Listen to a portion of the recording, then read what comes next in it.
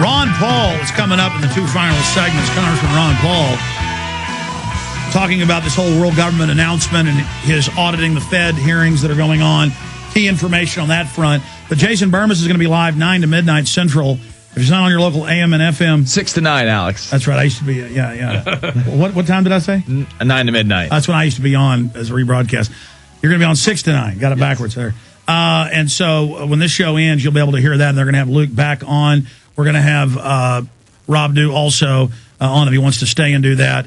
And we'll have Luke Radowski back on to tell more of the story. But you were telling the story about when you were in jail, they would come watch you use the bathroom and make jokes. Yeah, they would take 2 escorts to walk you to the porta potty outside because I guess you weren't good enough to use the inside facilities. And then they would leave the door open, and then one of them would sit there and make cracks at you. You know, they would make. Well, no, because these are people that couldn't get a job in the real world. These are the sadists. These are the people that were torturing puppy dogs out back when they were a kid that nobody liked. I'm not saying all of them, but when you see police dogs attacking old women in broad daylight in Pittsburgh because they're out shopping with shopping bags, it's not right to do this to old women. And you know, they do these police drills at public schools where they unannounced come in and say terrorists are attacking to screw up their minds. I mean, it's just the government's big and out of control and is robbing us blind. Luke, tell us what happened to you in jail once they arrested you. I mean, they sent us in these buses. I mean, there's people next to me bleeding from the side of their faces, bleeding everywhere from being batoned. I had 2 people sitting next to me on the bus bleeding. Other people wanted to use the bathroom. They were not allowed to see the medic for 4 to 5 hours. People soiled their pants because they couldn't use the bathroom. There were soldiers there from Iraq that were arrested with us that said that the Iraqi prisoners get better treatment than this. If they want to use the bathroom, no one is as low as an American. They let them use, they let the medic let them see them. But these people, we were treated such horribly, and we were sent to this detention center that was run by the National Guard and the Army. The FBI was there taking everybody's information down, and they had so many people who were there that they couldn't process everybody, and they just sat us up. I mean, the way we were treated worse than prisoners. These military guys were coming up to us saying, "Stand up straight, look at the wall, don't speak, don't say a single word." They were treating us like we were like not even human beings. And we had handcuffs on the entire time. Yeah, that's right. In violation of the Geneva Convention, they kept you in handcuffs. Exactly. And then I had these plastic handcuffs on. I was asking these guys, please loosen them. One of the police officers ran up, I think it was a National Guardsman even, and tightened them all the way. I couldn't feel my fingers. I told those guys I had a bad shoulder. They can't wait to get our guns. They can't wait to take our kids. Bent me over and twisted my shoulder as far as they could, and they messed it up really bad. And it was just horrible the way they were just speaking and treating us. I mean, there were some guys that heard my message, were coming up to me, patting me on the back, saying, "Good job, I'm sorry you have to be here. And, you know, this was not my decision.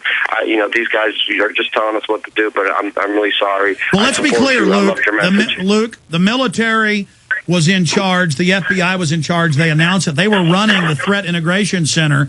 And we just tried to go interview the spokesman Wednesday night, and they let us leave and then called and said we were terrorists. And we fled the scene. And not only that, they tried to entrap us. Okay, they called up Douglas saying that they were Alamo and we were going to get 2 free days for the car.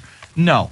They wanted him to come in with the car so they could detain us. Well, no, he admitted that on the phone. I called the policeman who did it, and he said, "Well, we do ruses all the time. We think you may be terrorists."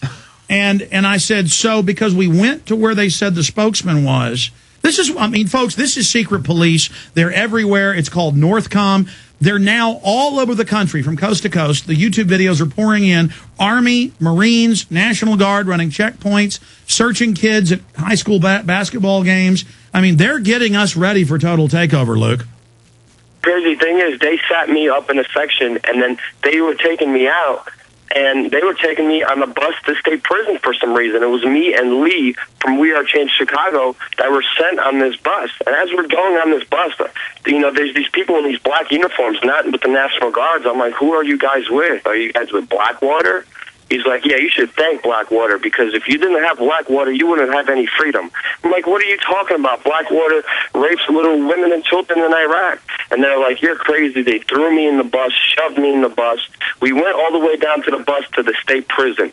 Me and Lee from We Are Change Chicago, we got targeted, and everybody else was staying there. We were the ones facing charges. Everybody was released without a charge, without a court date. They sent us to the state prison. We go into the state prison. It looked like a scene out of Nazi Germany. These Gestapo cops coming in there with their batons, pointing it right in my face as I'm sitting there for like 10, 20 minutes.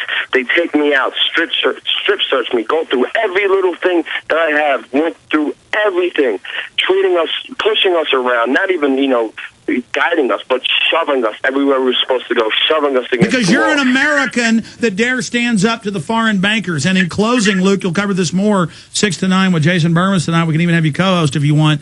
The point here is that this is total federalization. This is what they have in store for the American people. The government has gone rogue, and they declared martial law across the city and attacked women with police dogs. I mean, this is just the height of sickeningness. Alex, everywhere I went, when they threw me in the jail, they had these people that were interviewing us for the judge, and they're like, yo, you're that guy on TV. We saw you on Channel 2 and Channel 7 and NBC Nightline News. And then everybody there was like, yeah, that's that guy. That's him right there. And everybody I encountered knew the message we were trying to get. Well, let me say something about Blackwater. I got a call from the G20 security Friday. I talked to him, didn't know, call the number. It was a police number. Never wrote a report because I was busy finishing Fall of the Republic. And then what ended up happening is we posted the article from Raw Story. Drudge also did. G20 said those are secret officers in police uniforms. They were hired. And now the MO is those were some type of Blackwater. And we know they used Blackwater to raid marijuana dispensaries in California. You're about to say something? Yeah, the first day we were there and the first day we encountered any of the actual riot police, there was a gentleman in a USMC dressed up like a construction worker. And I noticed him around, and I was like, well, he's got this walkie-talkie. He looks like he might be secret police. So then, just turning another corner, probably 2-3 hours later that I'd seen him, I see him again.